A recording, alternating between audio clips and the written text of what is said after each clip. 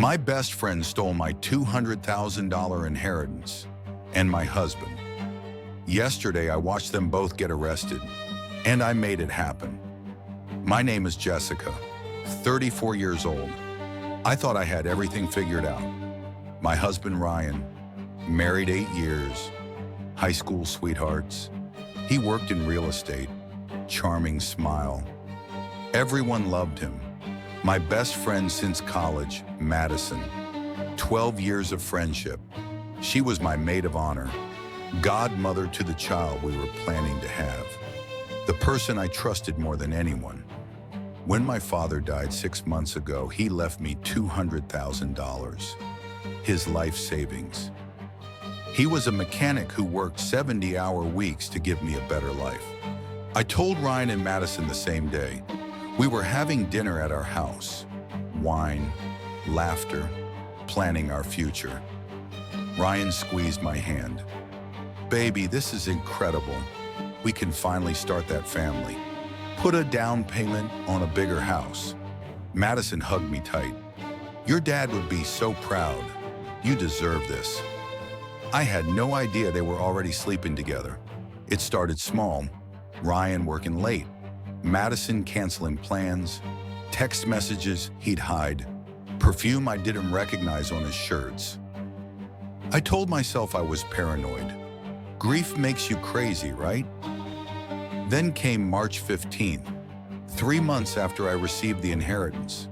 I was supposed to be at a work conference in Boston, 2-day trip. I kissed Ryan goodbye that morning. He seemed excited, too excited. My conference got canceled. Keynote speaker had COVID. I didn't tell Ryan.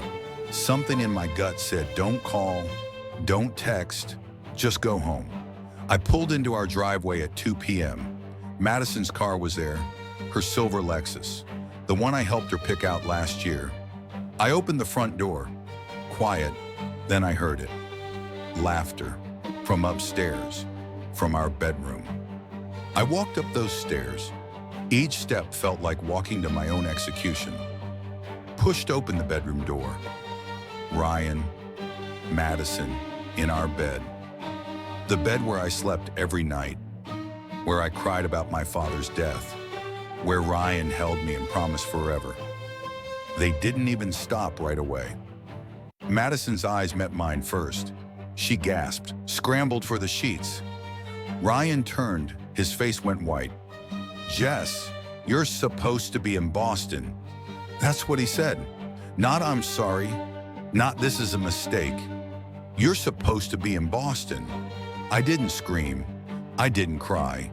I stood there, watching them panic, watching them scramble for clothes, watching them try to find words that didn't exist. Madison started. Jess, please, let me explain. This just happened. We didn't mean... How long? How long? Ryan pulled on his pants. Jess, baby, listen. Don't call me baby. How long have you been fucking my best friend in my bed? Silence. Madison whispered, 4 months. 4 months, right after my father died, right after I got the inheritance. I looked at Ryan. Where's the money? His face changed, guilt to fear. What money? My inheritance. The $200,000 in our joint account. Where is it? Ryan stammered. I invested it in a property deal. It's safe. It's going to double, I swear. I pulled out my phone, opened our bank app. The account was empty, completely empty. You took all of it? Every dollar my father left me? Madison stood up, wrapped in my sheet. Jess, Ryan was trying to help us. Help all of us. The investment, us, US, you said help us. Ryan stepped forward. Madison and I are starting a business together, a real estate firm. We were going to cut you in. We were going to surprise you. They stole my inheritance to start a business together while fucking in my bed. I walked out, got in my car, drove to a hotel, and I started planning. I didn't file for divorce immediately. I needed information first. I hired a forensic accountant. Cost me $3,000 I put on a credit card, worth every penny. Turns out Ryan didn't invest my money in a legitimate property deal. He transferred it to an LLC he created with Madison. An LLC I knew nothing about. An LLC that used my inheritance as startup capital without my consent. That's theft. That's fraud. That's a felony. But it got better, or worse, depending on your perspective. The accountant found something else.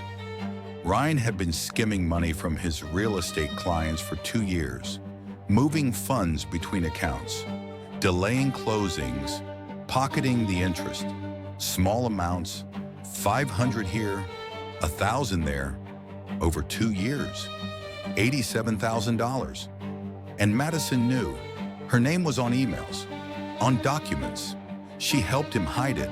I took everything to a lawyer, a shark, the kind who smells blood and goes for the kill. She smiled when she saw the evidence. Jessica, you don't just have a divorce case.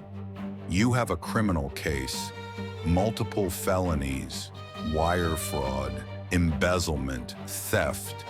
They're looking at 5 to 10 years each. Let's destroy them. We filed everything simultaneously: divorce papers, criminal complaints to the DA, civil suits against the LLC, restraining orders. Ryan called me 17 times that day. I didn't answer. Madison showed up at my hotel. Security escorted her out. The DA loved the case. White-collar crime with clear evidence, a slam dunk for their conviction rate. 3 weeks later, I watched from the gallery as federal agents arrested Ryan at his office. Handcuffs, perp walk, his colleagues watching, his reputation destroyed in 30 seconds. Madison got arrested the same day. At a coffee shop, she was meeting a client for their business. The client watched her get cuffed and dragged out.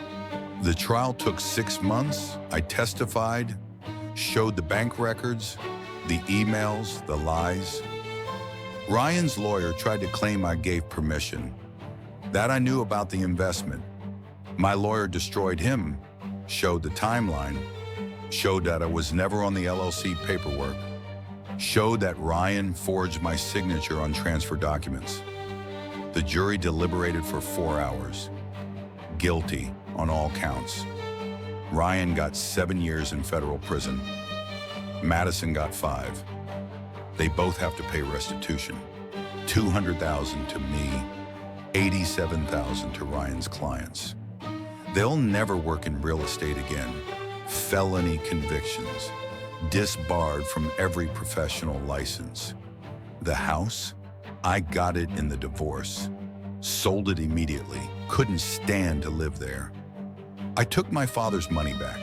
Every penny, plus damages, plus their assets. I started my own business, a consulting firm helping fraud victims navigate the legal system. It's thriving. Sometimes people ask if I feel guilty, if I think the punishment was too harsh. I think about my father, working 70-hour weeks in a garage, coming home with oil under his fingernails, saving every dollar so I could have a better life. I think about Ryan and Madison, laughing in my bed, spending my father's legacy on their affair, planning their future while destroying mine. No, I don't feel guilty. I feel victorious. They thought they could take everything from me: my husband, my best friend, my father's memory, my future. Instead, I took everything from them: their freedom, their careers, their reputation, their future. And you know what? I sleep perfectly at night, in a new house, in a new bed, with new dreams, because karma doesn't always come naturally. Sometimes you have to be the karma, and I was the best karma they ever met.